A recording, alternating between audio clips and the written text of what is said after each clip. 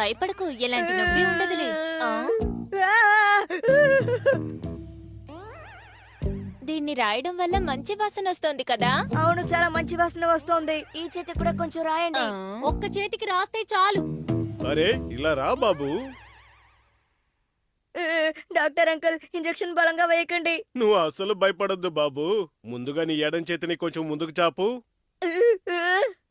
Doctor uncle, కొంచెం చెప్పండి, మీ favourite juice ఏంటి? ఏంటి జ్యూసా?